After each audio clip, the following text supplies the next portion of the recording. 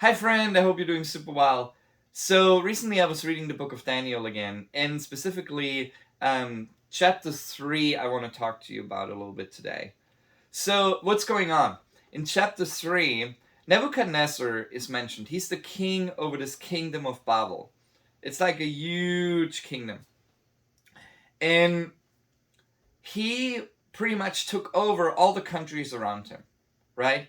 Including Israel, the northern and southern kingdom. He took it all. And he took the people captive. So he took the smartest people to Israel. We heard that about Daniel, like how he was under him and he was serving in that kingdom. And not just Daniel served there, also his friends Shadrach, Meshach, and Abednego. I probably butchered the name and didn't say it right, but I'm trying. And now they serve under that king, do a good job, probably really give their best. But now that king gets a little bit crazy in his head. He kind of, the power and all this stuff gets a little bit too much in his head. And he creates this huge statue. And when he creates this huge statue, he tells everybody in his whole kingdom, including all the nations he took over, from now on, only worship the statue. It probably represented him. He probably felt a bit like a god and be like, everybody worship me because I'm so amazing. So he got really, really prideful and a bit strange, to be honest. And now, in front of the statue, there was probably a huge square. People had to probably go to the square and then bow down before the statue. When you read the text, that's kind of how I imagine it. Now, these three guys, they're in that square. And obviously, if everybody bows and you stand because they said we're not going to go down, we're not going to bow to that, it's going to be noticed, right?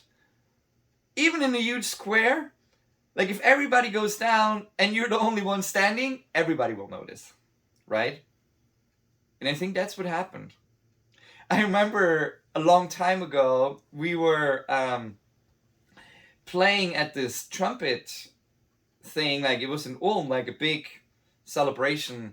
And I remember, like, there was a break when, like in the middle of the song, and you heard one trumpet playing in that moment. So everybody knew something was off there, right? And I think that's kind of how it a little bit felt in this situation. Because those three were the only ones that didn't bow down. Now the king got pretty mad at them about that. And he calls them and says, guys, what is going on there? I gave this demand, I gave this law for you to bow down before the statue.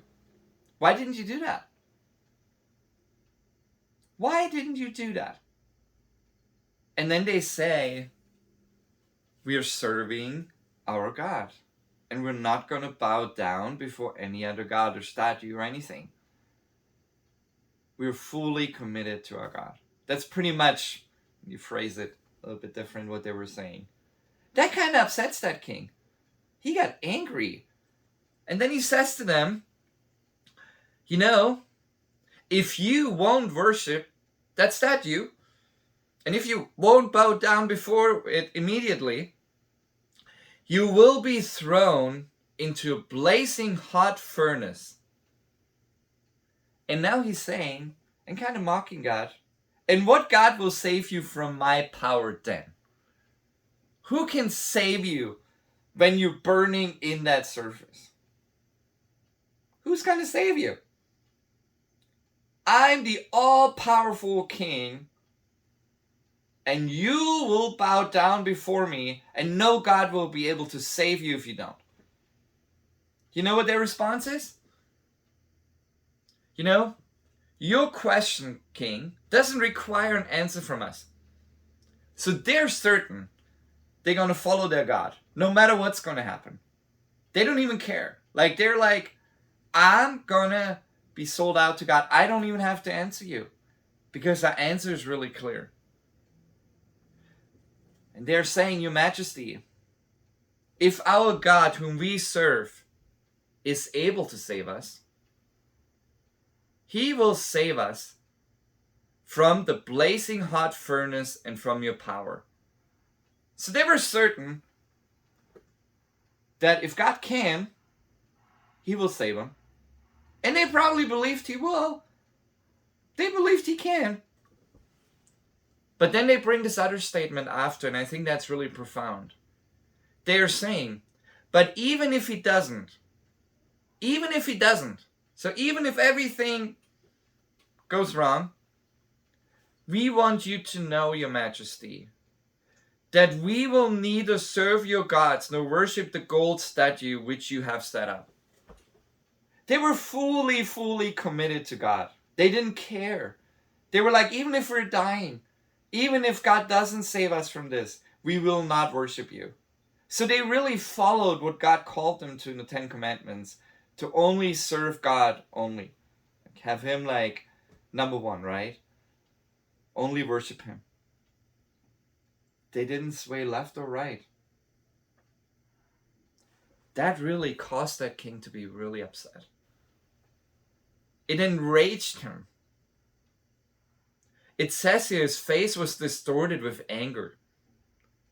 That's pretty extreme.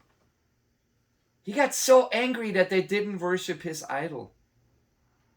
And because he got so angry, he said, hey, heat that furnace 7 times hotter.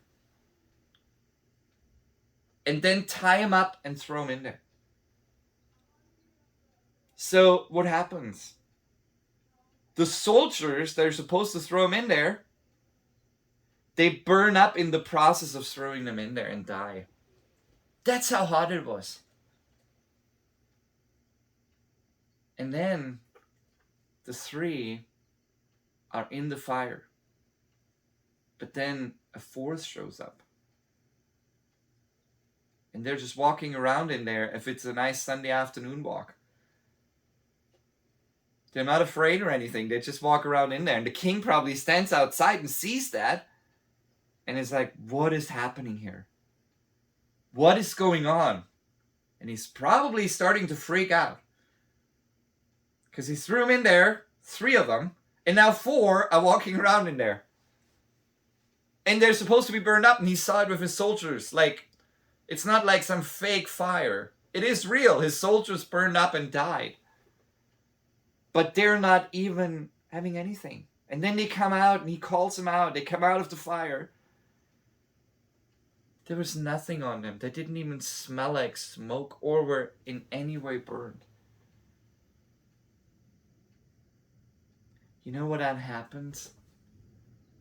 Because of their obedience and because of them not confirming or conforming to everything that was going on and standing strong for their God, the king changed. The king realized what he did there was wrong. And now he says, remember, this king just a minute ago said, hey, I'm pretty much the only God. And if you don't worship me, nobody can save you from my power. Now this king is saying, blessed be the God of Shadrach, Meshach, and Abednego. He sent his angel to deliver his servants who trusted in him. Isn't that amazing, that heart change that we see there? But not just that. Now he's calling everyone in all the nations he took over to not insult that God of Shadrach, Meshach, and Abednego, or everybody that does that will be killed. And then he says, there is no other God who can save like this. He experienced it. In that situation, the obedience of the 3, the trust of the 3, the faith of the 3 brought change in an evil king.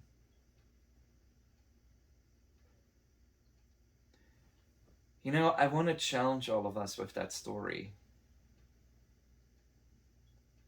When challenges come to us, when we have to stand up for the truth, let's not back down. Let's not compromise the truth. Sometimes in today's time, we're called to compromise the truths of God and not fully live in it, because the world tells us different things. I want to challenge you to not bow down to the powers of the world, but to trust God. But then also to say, you know, I know He can save me, but even if He doesn't, I will not change. I will follow Him. This is taking faith. This is taking a lot of faith. I want to encourage all of us to ask God for that kind of faith, for that kind of trust, to trust Him so much that whatever's going on, that we will lean in and be like, God, I trust you. I'm going to go with you, and I will not sway left or right, no matter what's going to happen to me. And we're going to trust you. So God, I just want to pray for that over all of us believers. Let us trust you in that way, that no matter what's going on in this world, no matter which direction we're pulled, no matter where the world's telling us, like, oh, do this and don't do that, or this is the right way, that we follow what you say, Father. And that we're not afraid by the powers of the world, because you overcame them. But that we trust you. Like the three guys, Shadrach, Meshach, and Abednego, how they followed you even if they would die, because they knew trusting you and following you is the best thing they can do. It's the only thing that we can do. And Father, I want to pray, help us to live that way our own life. We love you, God. We love you, Jesus. We love you, Holy Spirit. Help us in that journey. Guide us. And let us be a light in this world and stand up to where things aren't right. Without fear and with just trusting, no matter what's going to happen. We love you, God.